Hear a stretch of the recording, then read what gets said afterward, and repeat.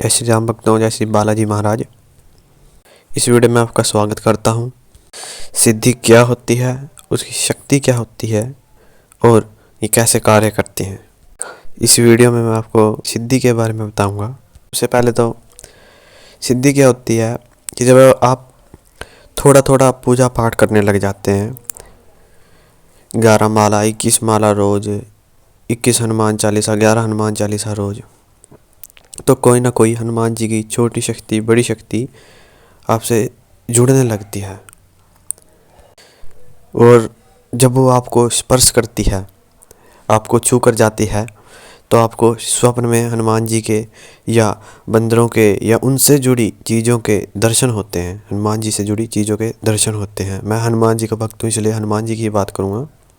और जब वो शक्ति जो आपको स्वप्न में दर्शन करा रही है वो आपके पास परमानेंट होगी या आपसे खुश होकर आपके पास ही होगी, वो आपको हनुमान जी द्वारा आपको प्रदान की जाएगी, तो वो एक अंश होती है, मात्र एक अंश होती है जो हनुमान जी आपको आपके भक्ति से खुश होकर आपको रक्षा के लिए, आपकी रक्षा के लिए, आपके काम बिगड़े काम बनाने के लिए, आपको रास्ता देने के लिए, मार्गदर्शन करने के लिए हनुमान जी आपको दे देते हैं।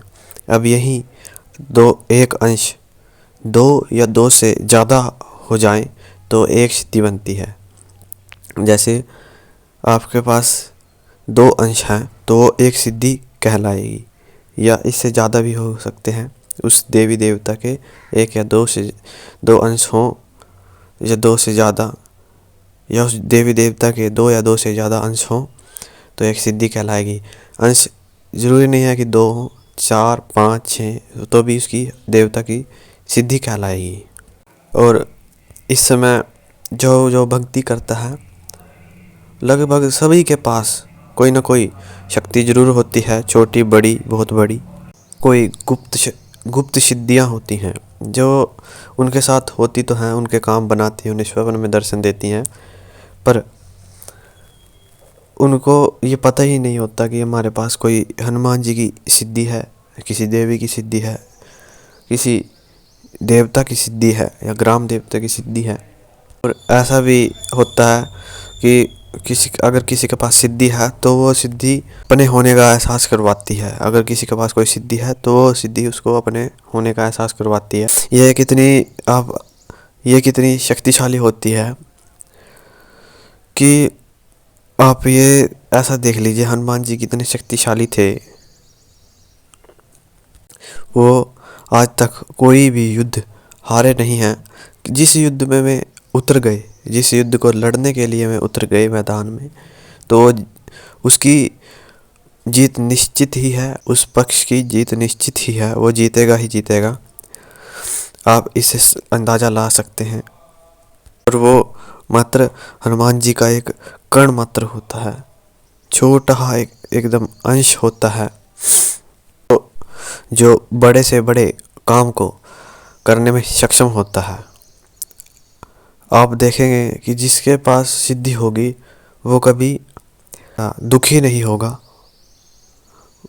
क्योंकि उसके पास सिद्धि है। और हनुमान जी की सिद्धि होने के कारण वो सिद्धि उसके मन को में अलग अलग विचार पैदा करती है। जो आप देखते होंगे कि कोई पूजा पाठ करता है तो उसके अलग अलग से ही विचार आने लग जाते हैं अपने मन में, उसको ऐसे बातें, ऐसे इंट्यूशन आने लगते हैं कि जो बातें उसके मन में आ रही हैं उनमें वो बातें सच हो जाती हैं कभी कभी। ऐसे ही देवी देवता या उनकी सिद्धियां मन में दुखी नहीं होने देती, अलग अलग विचार पैदा करती हैं, जिससे उनका भक्त होता है, पूजा पाठ करने वाला जो होता है, वो अच्छे राह पर चलता है और उनके सभी काम बनते हैं। देर से बने चाहे जल्द ही बने, पर बनते ज़रूर हैं। हनुमान जी की कृपा उन पर होती ज़रूर है। अब बात आती है कि सिद्धियां कार्य कैसे करती हैं।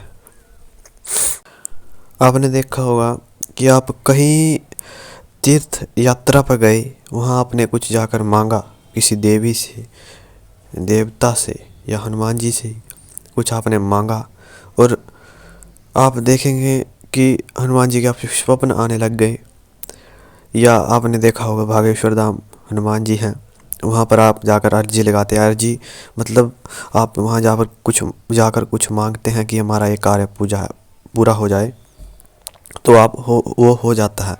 ये है सिद्धियों का कार्य। ये ऐसे कार्य करती हैं भी, अगर आप जो कुछ मांगते हैं वो हनुमान जी की कृपा से, हनुमान जी की मर्जी से कोई ना कोई हनुमान जी की सिद्धि या शक्ति आपके घर आती है, या आपके साथ आपका जो कार्य है उसे पूरा करने में आपकी मदद करती है। ये सिद्धियों का कार्य होता है। ऐसे ऐसे सिद्धियाँ कार्य करती हैं। अगर आपको वीडियो अच्छी लगी तो लाइक, शेयर और सब्सक्राइब कीजिए। ऐसी और जानकारी के लिए इस चैनल को, हनुमान जी के इस चैनल को सब्सक्राइब कीजिए। जय श्री राम, जय श्री बालाजी महाराज।